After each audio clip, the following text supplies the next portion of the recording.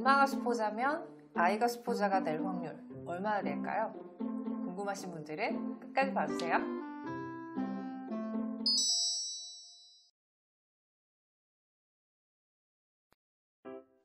우리 아이의 수학 성적은 엄마가 만든다라는 얘기 굉장히 많이 들어오셨을 겁니다. 여러 가지 함의가 있을 거라는 생각이 드는데요. 저는 두 가지 정도 말씀을 드릴 수 있을 것 같아요. 첫 번째는 기본적으로 타고났다. 엄마 아빠가 굉장히 수학적으로 재능이 있는 사람들이기 때문에 그 유전자를 타고났다 라고 얘기하시는 분들이 있을 것 같고요. 두 번째는 어머님이 굉장히 열심이신 거예요. 열심히 우리 아이들 수학 가르치기도 하고 또 좋은 게 뭔지 잘 알아서 지도해주고 코치해주기도 하시고 여러 가지 그런 서포트가 잘 되는 그런 시점에서 아마도 이제 아이의 성적을 엄마가 만든다라는 얘기를 할 수 있을 것 같습니다. 그런데요, 이런 말의 반대는 나 때문에 우리 아이의 수학 성적이 안 나오는 건 아닐까? 라고 생각하는 어머님들이 동시에 있을 것 같다는 생각이 들거든요. 그리고 그런 걱정은 실제 현실로 나타나기도 합니다. 와, 내가 수학을 못했었는데 우리 아이도 수학을 못하는 것 같아. 우리 아이도 수학을 싫어하는 것 같아. 이런 걱정하시는 분들이 굉장히 많이 있으셨습니다. 그런데 오늘 제가 주제를 잡았죠. 엄마가 수포자일 때 아이가 수포자가 될 확률은 과연 얼마나 될까? 결론부터 말씀드리자면 저는 그 확률이 높지 않다라고 생각을 합니다. 수치로 얘기하라고 굳이 하시면 제가 그쪽 뇌과학이나 이런 쪽이 전문가는 아니니까 정확한 숫자라고 말하기는 어렵지만 저는 이게 막 절대적으로 높은 가능성은 아니라는 생각이 들어요. 한 20-30% 정도이지 않을까? 자, 그런데 그 확률을 높이는 이유가 대표적으로 있을 수 있을 것 같습니다. 엄마가 수포자일 때 아이가 절대적으로 수포자가 될 가능성. 그걸 만드는 지름길을 지금부터 알려드릴게요. 그럼 어머님들은 이 지름길을 따라가지 않으시면 되는 거죠. 반대로 행동하시면 되는 거예요. 자, 어떨 때 우리 아이가 엄마 때문에 수학을 포기하게 될까요? 자, 어머님들 마음속에는 어릴 때부터 수학이 너무 싫었어요. 지금도 싫으시고요. 그리고 우리 아이들한테 가르치려고 책을 봤더니 나 학교 다닐 때보다 훨씬 더 어렵고 뭔가 복잡해. 그리고 우리는 정말 공식만 외워가지고 뭔가 문제를 풀던 세대였는데 요즘 애들은 굉장히 긴 문장형의 문제를 읽고 그리고 뭔가를 생각해내서 식을 세우고 이런 복잡한 과정을 배운단 말이에요.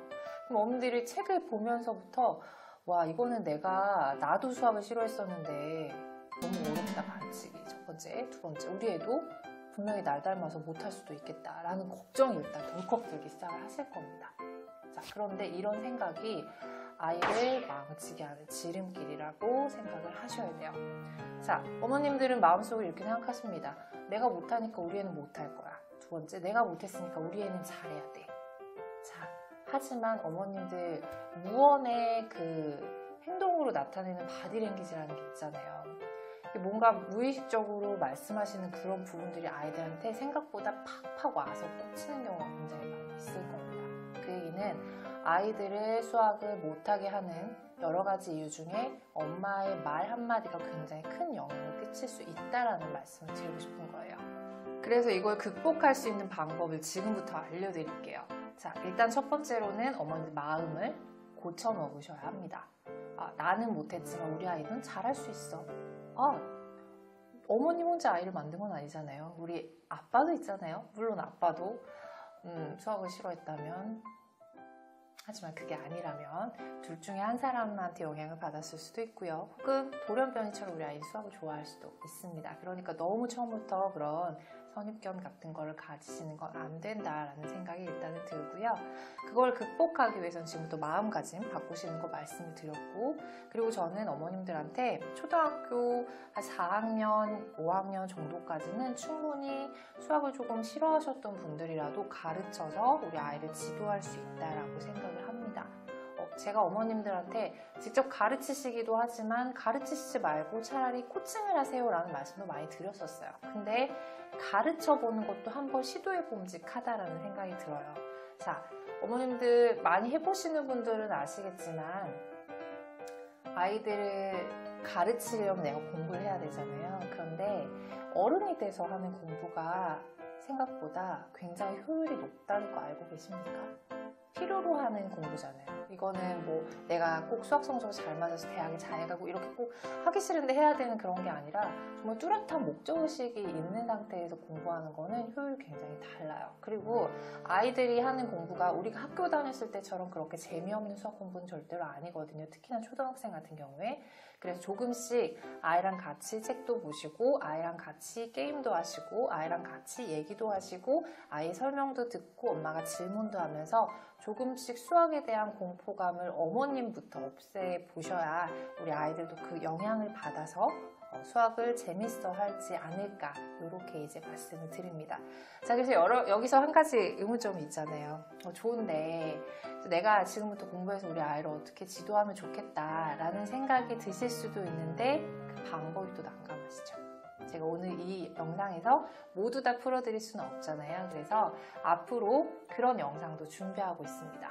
아이들이 간혹 가다가 굉장히 난감한 질문을 할 때가 있어요. 엄마, 왜 분수 같은 개념은 왜 있는 거야? 그걸 왜 해야 되는 거야? 예를 들어 이렇게 쉬운 질문을 하더라도 그냥 그건 그런 거야 라고 대답을 하시거나 아니면 뭔가 수학 사전을 찾아보시거나 하는 복잡한 과정이 있으실 텐데 이런 꼭지꼭지마다 아이들이 자주 하지만 우리가 대답하기 어려운 그런 여러 가지 그 수학 이론들에 대해서도 제가 재밌는 이야기로 풀 예정이니까 앞으로도 영상 많이 기대해 주시기 바랍니다.